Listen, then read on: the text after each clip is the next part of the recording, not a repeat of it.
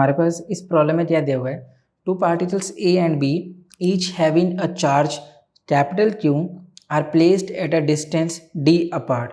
तो अज्यूम कर लेते हैं हम यहाँ पर कि हमारे पास यहाँ पर दो चार्ज पार्टिकल्स हैं ए बी। इस पर जो चार्ज है मेरे पास वो कितना है, कैपिटल क्यू। सेम इस पर भी वही है। Where should a particle of charge small q be placed on the perpendicular bisector of line AB so that it experiences maximum force? What is the magnitude of this maximum force? तो हमसे पूछ रहे हैं कि ये हमारे पास एक third particle है जिस पे चार्ज कितना है, स्मॉल q। उसे इस परपेंडिकुलर बाइसेक्टर लाइन AB के परपेंडिकुलर बाइसेक्टर पे कहाँ पर प्लेस्ड करे जिसकी वजह से वो मैक्सिमम फोर्स फील करते हैं। ठीक है, तो अज्यूम कर लेते हैं कि यहाँ पर हमारे पास वो चार्ज प्लेस्ड है। आप इसे नीचे की तरफ भी प्लेस कर सकते हो, उसमें तो प्रॉब्लम नहीं है, बस डायरेक्शन ऑपोजिट आ जाएगा। ठीक है, मैं अज्यूम कर लेता हूँ कि हमारे पास जो चार्ज सी है वो यहाँ पर प्लेस्ड है, इस सी पॉइंट पर प्लेस्ड है और इसका चार्ज कितना है, स्मॉल क्यू। अब देखो, ठीक है, तो यहाँ पर अगर मैं ड्रॉ कर लेता हूँ लाइन, तो ये मेरे पास कुछ ऐसे बन सकता है। अब इसके ऊपर मुझे मैक्सिमम फोर्स कितना है ये बताना है, और सबसे पहले बताना है कि ये जो थर्ड है हमारे पास स्मॉल क्यू वाला चार्ज, इसे परपेंडिकुलर बाइसेक्टर से कितनी दूरी पर प्लेस्ड किया हुआ है। ठीक है, तो सबसे पहले मुझे यहाँ पर क्या बताना है, मुझे ये इन दोनों के बीच में डिस्टेंस बताना है। मान लेता हूँ डिस्टेंस यहाँ पर h से। ठीक है, और फिर बताना है कि इसके ऊपर फोर्स कितना है। ठीक है, अब देखो कि ये परपेंडिकुलर बाइसेक्टर पे है और हमें पता है कि यहाँ से लेके यहाँ तक जो डिस्टेंस है वो मेरे पास d दिया हुआ है। तो ये कितना हो जा रहा है, ये मेरे पास d/2 हो गया और ये भी मेरे पास d/2 हो जाना चाहिए। ठीक है, तो पाइथागोरस थ्योरम के हिसाब से मैं ये वाले लेंथ यहाँ पर बता सकता हूँ। तो ये वाला लेंथ हो जाना चाहिए मेरे पास h² plus d²/4 under root. ठीक है, तो पाइथागोरस थ्योरम के हिसाब से ये वाली लेंथ मेरे पास आ गया। अब हमें ये पता है कि ये दोनों की लेंथ सेम है, क्योंकि पाइथागोरस थ्योरम के हिसाब से ये वाली लेंथ भी सेम आने वाली है। तो इसका मतलब ये हुआ कि जो AC की लेंथ है वही मेरे पास BC की लेंथ है यहाँ पर। ठीक है, उसके बाद हम क्या कह सकते हैं यहाँ पर कि AB मान लेते हैं सेंटर यहाँ पर O है मेरे पास। अब देखो, अगर मैं यहाँ पर फोर्स की बात करता हूँ तो जो फोर्स C पर A की वजह से है वही फोर्स मेरे पास C पर B की वजह से है, क्योंकि सेम अमाउंट ऑफ चार्जेस हैं, सेम डिस्टेंस है। ठीक है, तो इसकी वजह से फोर्स मान लेते हैं इस डायरेक्शन में है। ठीक है, सेम मैग्नीट्यूड है फोर्सेस का, तो F मान लिया। इस डायरेक्शन में भी हमारे पास सेम ही फोर्स है, तो इधर भी मैंने F मान लिया। ठीक है, तो इनका जो रिजल्टेंट फोर्स आने वाला है F रिजल्टेंट, वो इस डायरेक्शन में आएगा, F नेट। ठीक है, F नेट हमारे पास इस डायरेक्शन में आ जाएगा। तो यहाँ से मैं कह सकता हूँ कि F नेट मेरे पास इस डायरेक्शन में आ जाएगा। इस F नेट की वैल्यू कितनी होगी, अगर अज्यूम कर लूँ कि ये वाला एंगल मेरे पास थीटा है, तो ये वाला एंगल भी हमारे पास थीटा आ जाना चाहिए। और अरे ये वाला एंगल थीटा है तो मेरे पास ये वाला एंगल भी थीटा होगा, और सेम ऐसे ये वाला भी।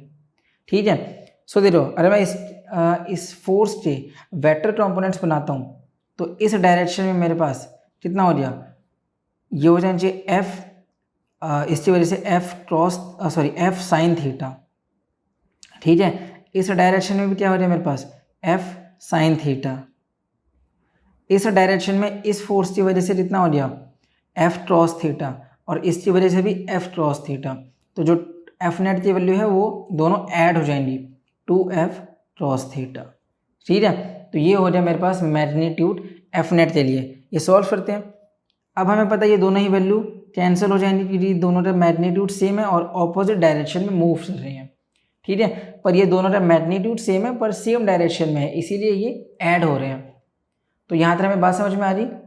तो जो F नेट है हमारे पास वो जिससे बराबर है, वो बराबर है 2F क्रॉस थीटा के। ठीक है, 2F cos थीटा की वैल्यू बराबर है। तो यहाँ से मैं क्या कह सकता हूँ, एफ नेट ये हो जाए मेरे पास 2, एफ की वैल्यू चेऊ डिवाइडेड बाई आर स्क्वायर, ठीक है, कूलम फोर्स। तो आर जो वैल्यू है मेरे पास वो इसके बराबर है, इसका होल स्क्वायर कर दूँगा तो स्क्वायर रूट कैंसिल हो जाएगा। क्या वैल्यू बचे मेरे पास, ये हो गया H square plus D square by 4, ठीक है, स्क्वायर रूट यहाँ पर कैंसिल हो गया, cos theta they low,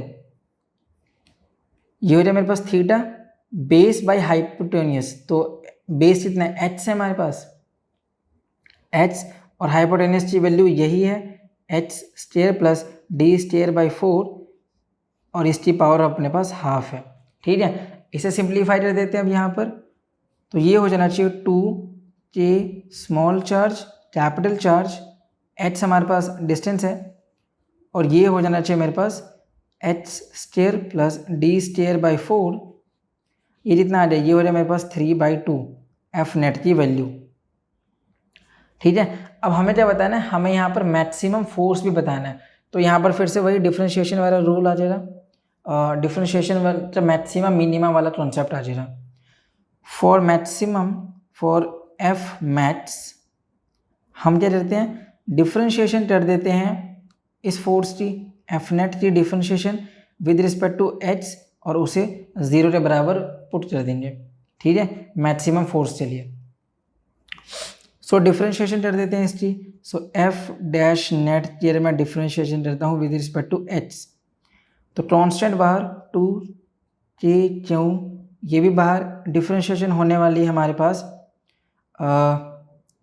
H divided by h square plus D square by 4, 3/2 की डिफ्रेंशिएशन करेंगे हम यहाँ पर d/dx ऑफ दिस टर्म, ठीक है। तो इसकी डिफ्रेंशिएशन कर देंगे और उसे 0 के बराबर यूज कर देंगे। तो एक बात समझो, हमारे पास u/v का फॉर्मूला क्या होता है, first differentiation, second as it is minus first function as it is, second की differentiation divided by v square. अगर मैं इसकी डिफ्रेंशिएशन करता हूँ और इसे मैं 0 के बराबर यूज कर देता हूँ, तो अगर मैंने इसे 0 के बराबर वैल्यू यूज कर दिया तो ये पूरी वैल्यू तो 0 है, साथ ही साथ ये जो v स्क्वायर है ये भी तो 0 से मल्टीप्लाई हो जाएगा उस तरफ, तो मतलब ये वाली टर्म भी इस तरफ जाके 0 हो जाएगी। तो सिर्फ जो अपर पोर्शन है मुझे उसी की वैल्यू से रिजल्ट मिल सकता है।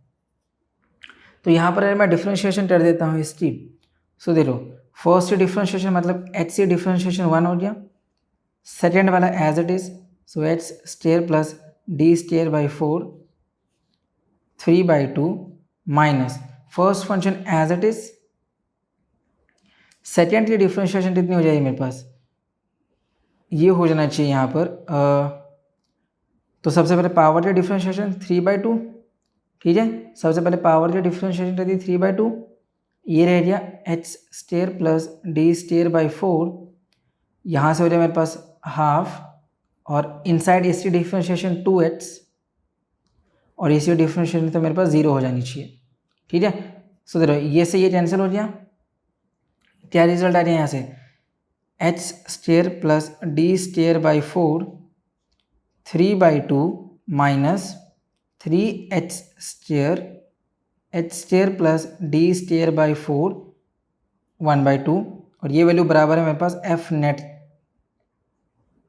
के फर्स्ट डिफ्रेंशिएशन के, ठीक है। तो यहाँ से मैं क्या कह सकता हूँ, तो यहाँ से अभी तक हमारे पास क्या वैल्यू आया है, हमारे पास वैल्यू आया हुआ है H square plus D square by 4 raise to the power 3/2 minus 3h square, H square plus D square by 4 half, और यही वैल्यू 0 के बराबर होनी चाहिए, क्योंकि सभी वैल्यूज़ तो 0 के बराबर हो जाएंगी, तो 0 ही आ गया है।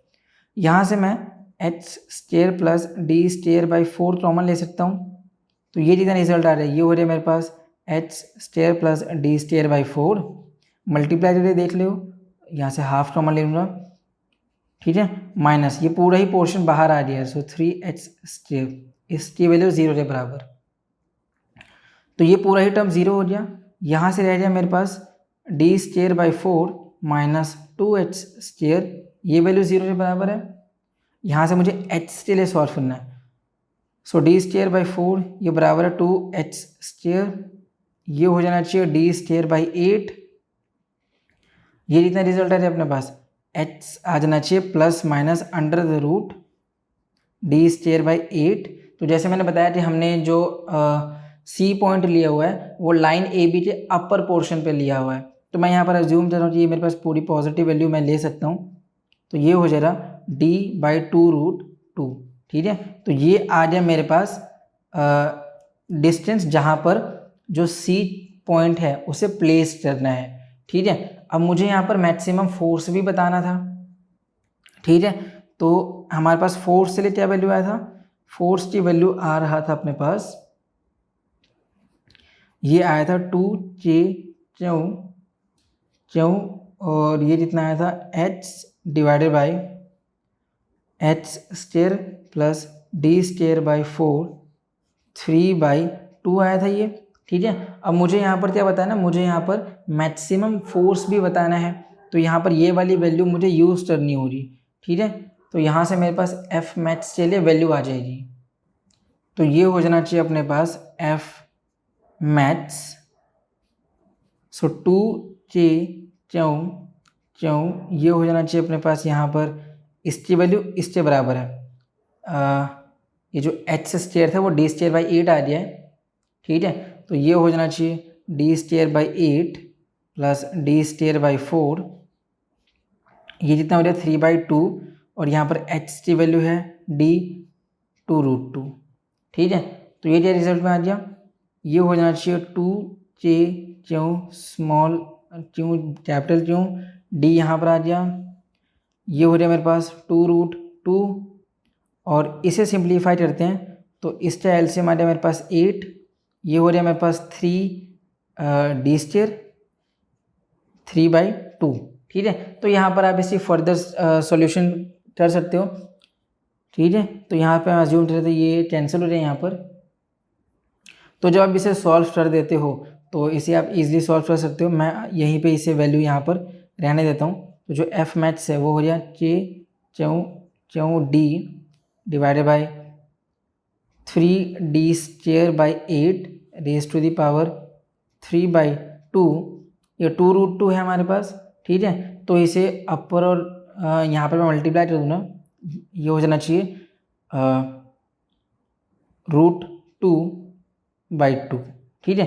तो अज्यूम कर लेते हैं हमारे पास यही मैक्सिमम फोर्स है, तो यहाँ पर सिर्फ हमें फर्दर सिर्फ सॉल्यूशन करना है, ठीक है। तो यहीं पर अज्यूम कर लेते हैं यही हमारा मैक्सिमम फोर्स आ रहा है। इससे आसान सॉल्यूशन और कहीं नहीं।